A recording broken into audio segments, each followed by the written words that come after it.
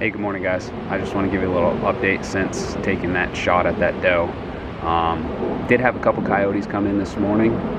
They came pretty close. That one coyote was awfully black. I'm interested to see that video once I edit all this and see what it really looked like. But I'm pretty sure they were chasing those deer around.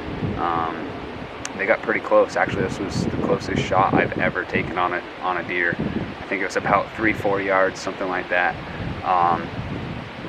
When she was coming in, I mean, there was a bunch of them, but when they were coming in, I was going to shoot her at like 25 yards.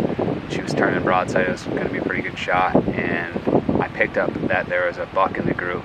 Turns out it was a small little 6-pointer, nothing I wanted to shoot, so I decided to go for this doe.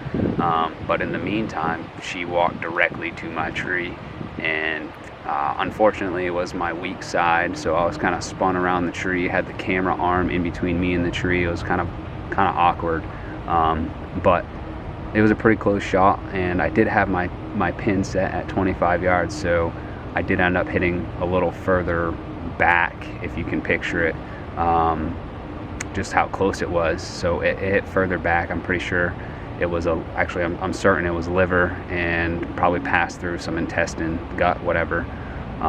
That was at 9 o'clock. It's now 12, so I'm just gonna head in there. I do have my deer cart with me. I'm pretty sure this is gonna be a dead deer. It's just a matter of time, and been about 3 hours, so we should be good. But we're gonna head in there and hopefully recover this deer. I'm not gonna film much until we get the deer in our hands, just because I'm gonna go quiet and slow, but hopefully at the end of this we got a deer, so we'll see. Stay tuned. All right, guys, I just found her. She's about 100, probably 150 yards from where I shot her, and I've been following pins and needles, blood drops. I just crested this hill and I've been glassing, and let's see if I can try and get this thing to work. Trying to flip the camera around, but she is right there, right on the other side of that log. Anyways, I've been finding the tiniest drops of blood, something like that. It's really hard to see. I mean, that's my thumb. So the tiniest drops.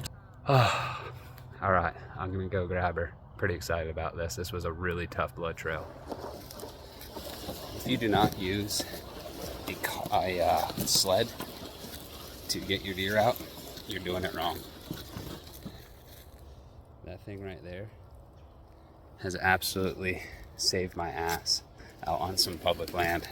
It's kind of a bear to get it out there in the woods after you shoot one, but it is so easy to drag one out after. All right, well, that was an eventful morning. First thing in the morning, I had a couple coyotes come through, as you saw. One of them was super black. That was very unique. I've never seen that before. But those two coyotes ended up going up into the bedding area, and I'm pretty sure they jumped out these deer that came in, because they came in quick. Didn't really have a whole lot of time to move. They came in on my weak side, which is tough.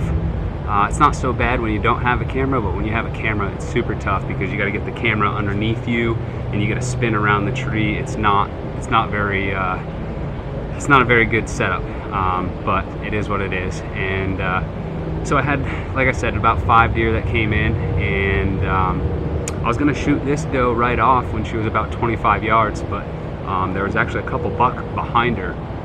One was like a small 4, and I think the other one was a little basket 8.